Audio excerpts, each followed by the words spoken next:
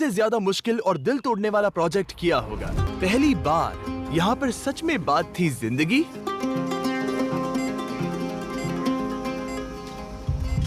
और मौत। ये हैं डॉक्टर शेगुन, हॉस्पिटल्स फॉर ह्यूमैनिटी और सेविंग लिटिल हार्ट्स प्रोग्राम के फाउंडर। उनका मिशन है नाइजीरिया के उन बच्चों को लाइफ सेविंग सर्जरीज देना जो दिल की बीमारी से जूझ रहे हैं। जब हमें डॉक्टर शेगुन और उनकी टीम के काम के बारे में पता चला तो बीस फिलैंथ्रोपी से मेरे दोस्त ताशा और किर्स्टन नाइजीरिया गए, ये देखने के लिए कि हम उनकी मदद कैसे कर सकते हैं।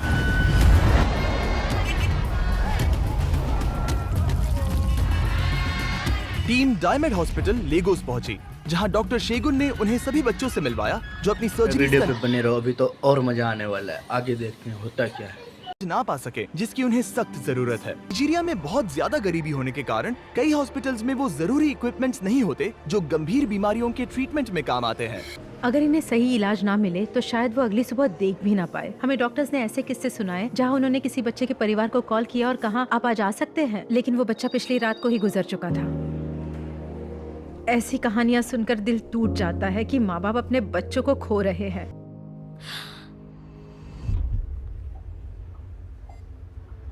मेरे दिल में दर्द हो रहा है, लेकिन सर्जरी के बाद मैं ठीक हो जाऊंगा। मैं जाऊंगा और जल्दी वापस आऊंगा। एबल गॉड की मॉम हो, ये सफर बहुत मुश्किल रहा क्योंकि उसकी हालत इतनी खराब थी कि मुझे समझ ही नहीं आ रहा था कि मैं क्या करूं।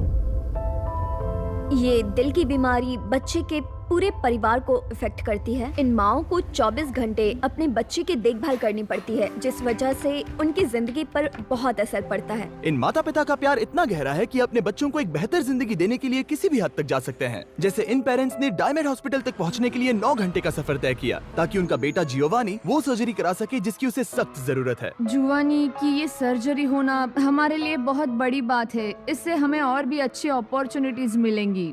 सबसे पहले मैं डांस करना चाहता हूँ, बॉडी मूव करना चाहता हूँ। मुझे ठीक होना है। इन पेशेंट्स के लिए ये सर्जरीज एक नई जिंदगी का मौका होती है और इसका इन पर और इनके परिवारों पर भी एक अच्छा असर पड़ता है। इसका लॉन्ग टर्म इफेक्ट देखने के लिए ताशा और किर्स्टन ने ट्रेजर से मुलाकात की, जिसने हॉस्पिटल्स फॉर ह्यूमैनिटी प्रोग्राम के तहत 2016 में अपनी हार्ट सर्जरी करवाई। ऑपरेशन से पहले ट्रेजर हमेशा कमजोर और थका हुआ रहता था। वो अक्सर हॉस्पिटल में भर्ती होता था और उसकी हालत बेहतर हो ही नहीं रही थी। उसकी मॉम को मेडिकल बिल्स भरने के लिए कई नौकरियां करनी पड़ती थी और फिर भी महीने के आखिर में उनके पास ज्यादा कुछ नहीं बचता था। लेकिन जब वो डॉक्टर शेगुन से मिला और उसने हॉस्पिटल्स फॉर ह्यूमैनिटी की देखभाल में अपना हार्ट प्रोसीजर करवाया तो उसकी सेहत में बढ़िया सुधार हुआ। देखते ही देखते वो वापस स्कूल जाने लगा और इतना हेल्दी हो गया कि वो अपने दोस्तों के साथ फुटबॉल खेलने लगा। अब ट्रेजर अपनी पढ़ाई पर ध्यान दे रहा है और कॉलेज जाकर डिग्री लेना चाहता है। उसकी मॉम एंटरप्रेन्योर के तौर पर अपने करियर को आगे बढ़ा रही हैं और अपना बिजनेस चला रही हैं। वहाँ डायमंड हॉस्पिटल में एक 13 साल के बच्चे को ओपन हार्ट सर्जरी के लिए ऑपरेशन रूम में लाया जाता है। उसका नाम मार्वेलस है। आज हम जिस बच्चे की सर्जरी कर रहे हैं उसे कंजेनाइटल हार्ट डिफेक्ट है, मतलब उसके दिल में एक छेद है और उसके फेफड़ों तक जाने वाला ब्लड फ्लो नैरो हो चुका है। कई घंटों के बाद मार्वेलस की सर्जरी पूरी हुई, लेकिन कुछ सही नहीं लग रहा था और उसे तुरंत इंटेंसिव केयर यूनिट में ले जाया गया। शुरुआत से ही बहुत सारे इश्यूज थे क्योंकि पहले से ही दिल बहुत कमजोर था। आज सुबह जब हमने डॉक्टर से बात की तो उन्होंने कहा कि ये सर्जरी उम्मीद से ज्यादा कॉम्प्लिकेटेड हो गई थी और वो इस बात को लेकर चिंतित थे कि मार्वेलस शायद बचेगा नहीं। लेकिन आज जब हम उसे आईसीयू में ले गए तो हमने देखा कि उसकी रिकवरी कितनी तेजी से हो रही है और वो किस तरह ठीक हो रहा है। मैं आपका दिल से शुक्रिया अदा करना चाहता हूँ जो आप बच्चों की मदद कर रही हैं, उन्हें अपनी जिंदगी और सपनों को पूरा करने का मौका दे रही हैं। सर्जरी के बाद भी उसकी हालत को लेकर चिंता बनी हुई थी, लेकिन मार्वेलस ने रिकवर किया और उसकी सर्जरी सक्सेसफुल रही। हॉस्पिटल में कुछ और समय बिताने के बाद वो एक बेहतर जिंदगी जी सकेगा क्योंकि अब उसके लंग्स को वो जरूरी ऑक्सीजन मिलेगा जो उसके दिल को सही से काम करने के लिए चाहिए। मैं गॉड ब्लेस यू ऑल। मैं इस सर्जरी को सफल बनाने के लिए तुम सभी को दिल से शुक्रिया कहती हूँ। मैं बहुत आभारी हूँ, हाँ सच में। लेकिन बदकिस्मती से एबल गॉड और उसकी मॉम के लिए एबल गॉड की सर्जरी उतनी आसान नहीं होगी जितना उन्होंने सोचा था। हम उम्मीद कर रहे थे कि इस प्रोग्राम के दौरान हम उसकी सर्जरी पूरी कर पाएंगे, लेकिन अफसोस हम ऐसा नहीं कर सके। डॉक्टर ने मुझे बताया कि उनका प्लान उसे देश से बाहर ले जाने का है ताकि सर्जरी और भी अच्छे तरीके से हो सके और उसकी जान बच सके। जैसा हमने पहले बताया था, इन मरीजों को हार्ट सर्जरी की जरूरत नहीं पड़ती अगर उनकी प्रिवेंटेबल कंडीशंस जैसे कि अनट्रीटेड स्ट्रेप थ्रोट का इलाज एकदम सही समय पर हो जाता। Long term group A strep infections की वजह से रूमेटिक हार्ट डिजीज भी हो सकता है, जो हर साल लगभग 3,50,000 मौतों का कारण बनता है।